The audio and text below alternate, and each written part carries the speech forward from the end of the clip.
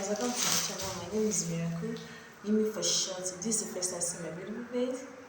You're welcome. So our next video is from Jordan Peterson, and he said most likely outcome. Dr. Jordan Peterson predicting Trump re-election. Wow. Let's hear from this great man of wisdom. Let's check it out. So 2 questions on the US election. Can Donald Trump win? And would it be a good thing for America and the world if he does win? Well, I think he can win, assuming that he'll be put on the ballot, as far as I've been able to tell. And God only knows how reliable the polls are, and generally not very, because the questions are usually biased unconscionably. He's certainly popular enough to win. I don't see another candidate emerging on the Republican side at the moment who poses a threat. There are some interesting people running, that's for sure. It looks to me like DeSantis is a pretty competent character, and Vivek Ramaswamy is, at minimum, very interesting and bright and quite the disruptive force. On the Democrat side, you know, Dean Phillips, who almost no one knows about, and who the Democrats are doing, what would you say, everything they can to keep it that way. He's an interesting alternative to Biden. I don't think Kennedy has a chance, although there are some things about him I like. I think Trump could win. Will that be good? It depends on what he does if he wins. It depends on the manner in which the victory takes place. It depends on whether or not the people on the more conservative side of the spectrum are able to extend a welcoming hand to those who are more on the progressive side. And it certainly depends on whether those on the progressive side are willing to dispense with some of the ideological stupidity that possesses them, that is generating an endless sequence of unnecessary culture war. You know, the left in particular has become 100% preoccupied with the most pathological possible political narrative, which is essentially a victim-victimizer story, that you can understand every element of social interaction among humans, from marriage upwards to the political, in terms of who's got the power, who's the oppressed. And there's nothing in that but an endless recipe for not only for the most bitter of soul-devouring resentments, but for the application of any form of vengeance imaginable. I can't imagine, this is something that possesses the universities as well, there's nothing more toxic than a victim-victimizer narrative. And that certainly possesses the radical left in particular to the nth degree. And there's nothing in that but disaster. So, you know, it's part and parcel of what we've been discussing. There's going to be very rapid change, not least on the electoral front in the upcoming year. And how that goes will depend on how people conduct themselves, and ever more so. So we can pray that we're terrified enough of the potential negative consequences and enticed enough by the potential positive consequences to walk ever more carefully. We'll see. You know, if you have big toys, you better be a big boy. And we don't have big toys, we have giant toys. And they will stomp us into the ground unless we're wise enough to guide them properly.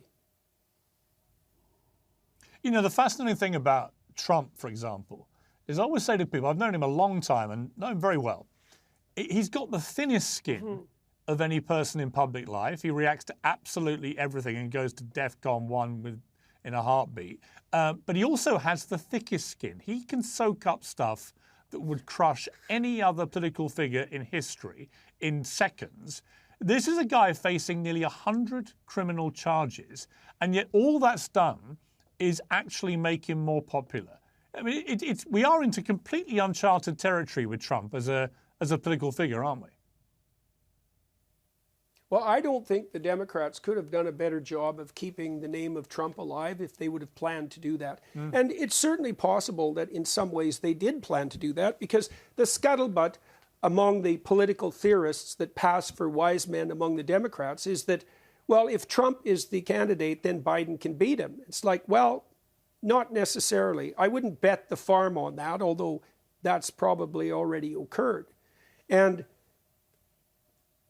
you know, Trump is canny enough to know that in some real way, all publicity is good publicity, and it's certainly the case that the Democrat persecution of Trump, and I think that's the right term, has kept him alive and has also cast him so perversely in the role of victim that the Democrats themselves are always, what would you say, trumpeting as being allied with.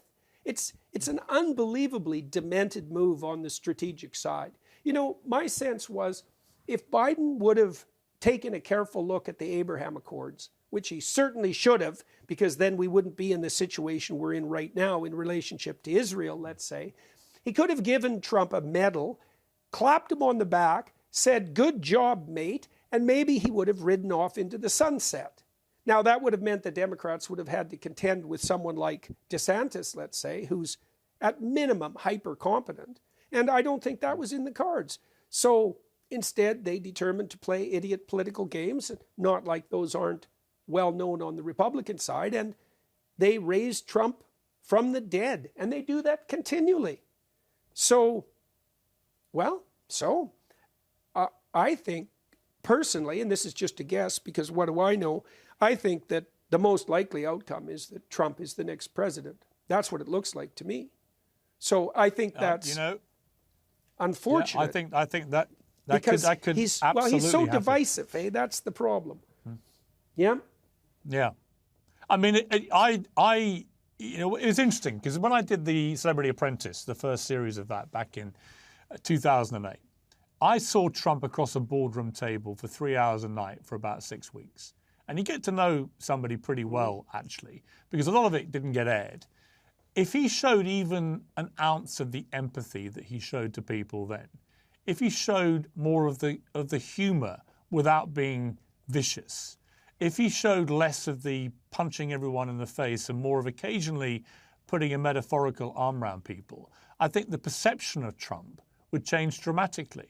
But he seems to think the only way to be a political leader is to be a kind of swaggering, trash-talking, very aggressive person. And I think that's a shame. It's a shame for him, and it's a shame for those like me who see a lot of good in Trump. He's been, you know, he was very good to me. When I left America, left CNN and went back to Britain, I can count on one hand the number of American people in the business, if you like, who stayed in touch with me. Trump did. He rang me quite regularly to check how I was doing. Could he help? You know, he didn't need to do that. So he has got these qualities. It's just I don't see much evidence of it, of him as a political leader. He's taken a different path. Well, I would say part of that is a consequence of the fact that the radical leftists have given it compassion and empathy a bad name. You know, and so because Trump is standing against, especially the radicals, he's being put in a position where he more or less de facto has to stand against that kind of smothering, quasi-maternal, devouring sympathy that's part and parcel of being allied with the victims. And so part of that's an ideological problem. I would also say that I believe that there has been no political figure, certainly in my living memory, with the possible exception of Richard Nixon, who's been vilified more thoroughly and also more falsely than Trump. And I would point to the idiot conclusion of Russian collusion, especially with regards to the Hunter Biden laptop, as evidence in that regard. You know, I mean, Trump has no shortage of flaws, let's say, a statement that can be said of all of us. But apart from vicious criticism with regard to those faults, there has been an absolute surfeit of devastating criticism and persecution for faults that are not real. And, you know, it isn't obvious to me how much a person can take without starting to feel continually embattled. You know, I've certainly had to fight against the proclivity to cease turning the other cheek, let's say, with regards to those who regard themselves as my enemies. Because if you're gone after enough, you tend to think that the best defense is a good offense, let's say. And it's very difficult to plot your way forward against those kinds of odds. Now, Trump did go into the White House as an outsider, both on the Republican and the Democrat front, and he has faced no shortage of impediments.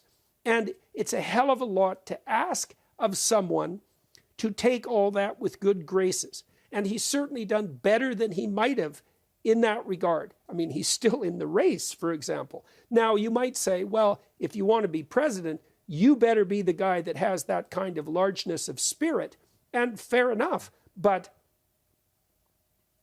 you know, let him who is without sin cast the first stone, let's say. Right. He's an old guy, you know, and he's bombastic. And he's under a lot of pressure. And so,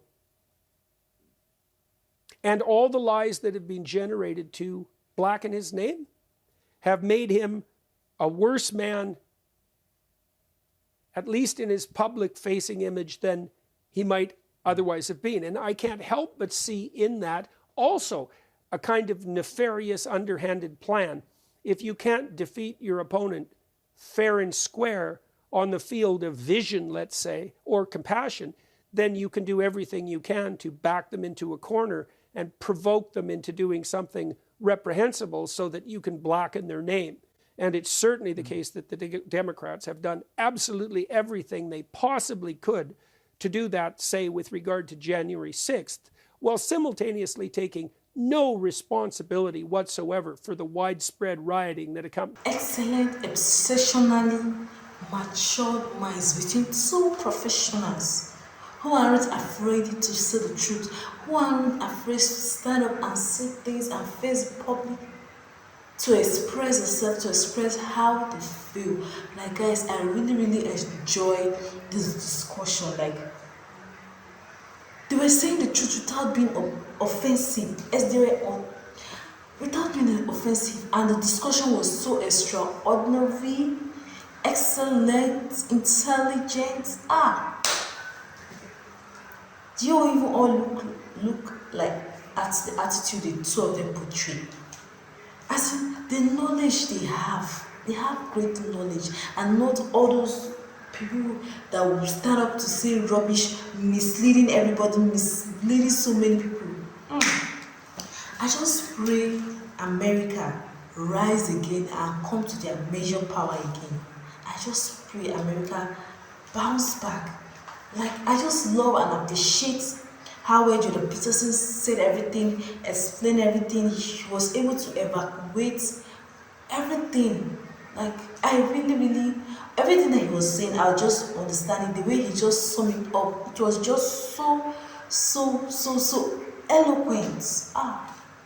Yeah, am I correct? Eloquent. I'm speaking English, guys. It was just so eloquent in such a way, like, and the way he understands, the way he was talking, it seems as if he understands America's political power or political talks or whatever their political magana, everything about their political climate and the rest, and how that affects Donald Trump. Wow. I really, really enjoyed this discussion.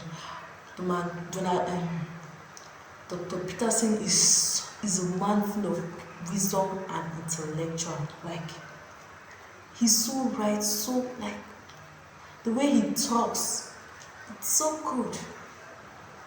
Let me know your thoughts in the comment section. Watch, like, and subscribe my channel, and have a wonderful day. Bye bye.